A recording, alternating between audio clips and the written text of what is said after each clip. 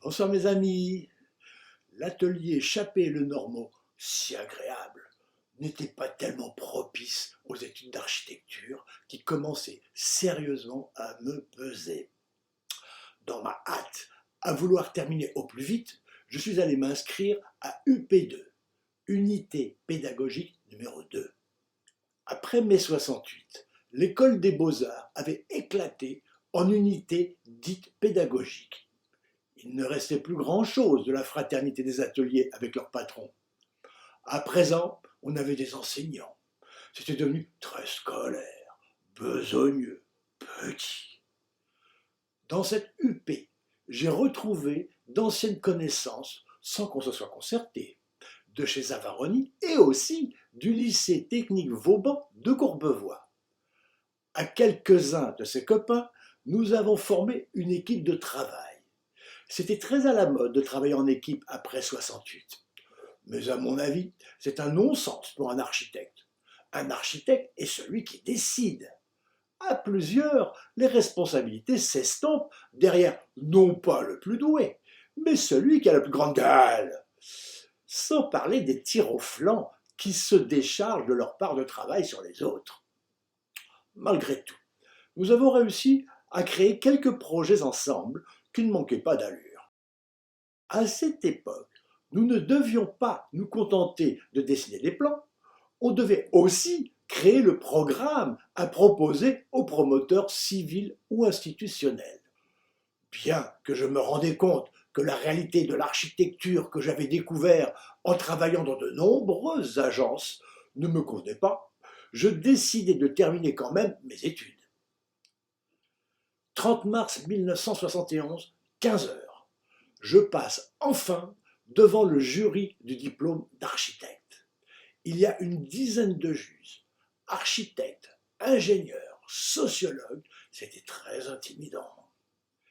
J'ai tenté un pari risqué. Obtenir mon diplôme sans dessiner le moindre plan. Simplement, sur la remise d'un dossier présenté de façon tout à fait inhabituelle et accompagné des explications indispensables. Le dossier n'étant qu'un support à la parole. Il est très épais, résultat de plusieurs mois de recherche. C'était essentiellement des photos découpées dans les magazines à grand tirage, accompagnées de commentaires et de titres écrits à la main libre et en couleur, à la façon psychédélique.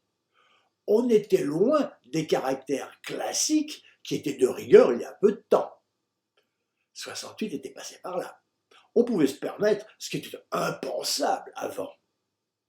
Cette étude, n'importe qui, s'en donnant la peine, pouvait la faire. À cette époque, elle ne portait pas de nom. En tout cas, pas de nom connu du grand public. À présent, elle est la clé de notre société, de notre survie, et on l'utilise tout le jour, c'est l'écologie. Point de départ de ma réflexion. À mon sens, il y a deux façons d'envisager le rôle de l'architecte. Le premier, c'est celui qui fait son métier le mieux qu'il peut, avec de temps en temps un peu de création, mais surtout des occupations peu exaltantes, comme les problèmes de copropriété ou de voisinage. Il gagne plus ou moins bien sa vie et ne se pose pas d'autres questions. C'est le cas le plus fréquent. Le deuxième a des aspirations plus élevées, plus idéalistes et souhaite améliorer la vie des habitants de la planète. Dans ce cas, celui qui m'intéresse, si on veut pouvoir agir efficacement, il faut d'abord étudier le monde dans lequel on vit.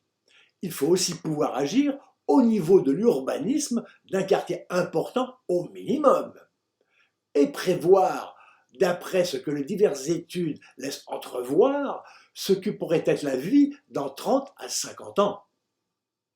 Étant né à Courbevoie, dans ce qui est devenu le quartier de la Défense, j'ai bien vu le temps qu'il a fallu pour qu'il soit avancé au point d'être habitable. Les premières études remontent au début du XXe siècle, dans les années 20, après la guerre de 1914-1918. Donc, prévoyant un quartier construit au bout de 30 ans à partir de 1971, j'ai étudié ce que pourrait être la vie d'un enfant né dans ce quartier et le monde d'alors. Et j'ai baptisé mon projet l'enfant de l'an 2000. Et évidemment, la date était symbolique, car à quelques années près, il n'y a pas une grosse différence. Maintenant, on y est. Voici ce que je disais, ayant étudié ce que les médias de l'époque nous faisaient connaître, principalement la presse écrite, surtout les magazines. Pour l'avenir, je m'appuyais sur les livres de futurologie. Je précise que la futurologie n'a rien à voir avec les diseuses de bonne aventure.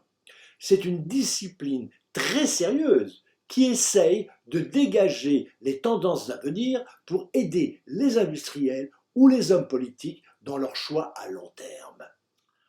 L'état de la planète. J'abordais diverses pollutions de toutes sortes.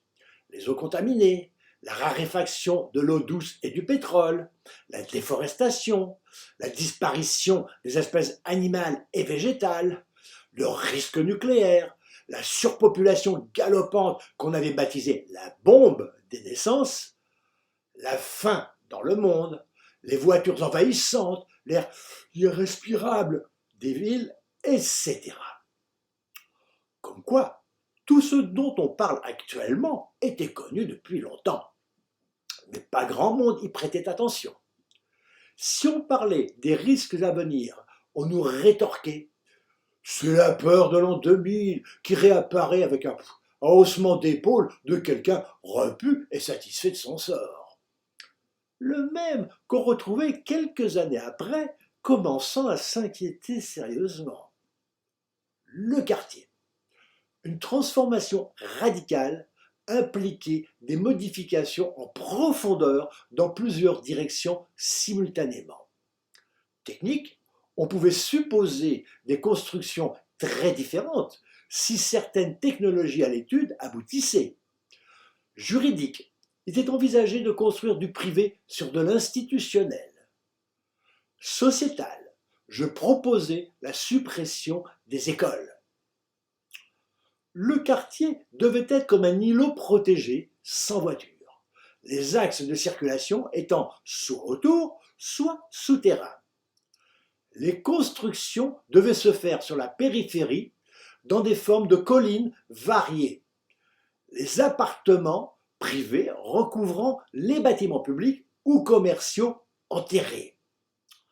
Les bâtiments devaient être recouverts de jardins en terrasse, mi-privés, mi-publics, au milieu desquels on devait pouvoir circuler par des jeux d'escalier et de cheminement agréables. La partie centrale devait comporter un grand espace jardin, jeux et éducation pour les enfants. Ceux-ci devaient étudier chez eux avec l'aide de la télévision. Maintenant, avec Internet, ce serait plus facile et interactif. Et sous le contrôle de parents éclairés, ayant reçu une formation. Ils complétaient leur éducation par des jeux dans le jardin, sous le contrôle des membres de l'éducation nationale et de parents devant assurer périodiquement une sorte de service civique d'éducation. À présent, à cause de la pandémie, on a pu expérimenter le télétravail ou l'enseignement virtuel. Mais on a constaté qu'il n'y a pas que des avantages et même beaucoup d'inconvénients. Quant à l'avenir, si on voyait pointer certains progrès technologiques, et encore, on n'avait pas vu venir les ordinateurs personnels, Internet et les téléphones mobiles. On le pressentait sombre, très sombre. Et pourtant, on ne savait encore rien du trou dans la couche d'ozone ou du réchauffement climatique et son lot de catastrophes naturelles. En termes de conclusion, je terminais mon projet en disant qu'on allait inéluctablement aboutir à une gigantesque poubelle, à tous les points de vue, matériel et moral, et qu'une guerre nucléaire serait du romantisme à côté. Habituellement, une session de passage devant le jury durait de 15 à 20 minutes, très éprouvante. Mais devant ces aspects inattendus et novateurs de l'architecture et de l'urbanisme, Je dus répondre à de nombreuses questions et ma session établissant un record de durée se déroula pendant 2 heures et quart. J'obtins mon diplôme à l'unanimité du jury, sous les applaudissements d'une soixantaine d'élèves qui s'étaient agglutinés tout autour au fur et à mesure que le temps passait, surpris et intéressés par ce ton nouveau. Quelques-uns vinrent me trouver après, m'encourageant à former un groupe de recherche et de réflexion. Mais j'étais épuisé et je n'avais pas eu l'intention de m'engager plus avant. Cependant, pourquoi pas?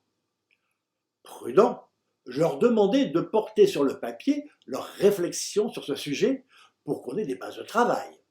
On se reverrait dans une semaine. Personne n'est réapparu. C'était fini les beaux-arts. Une belle page de ma vie était tournée.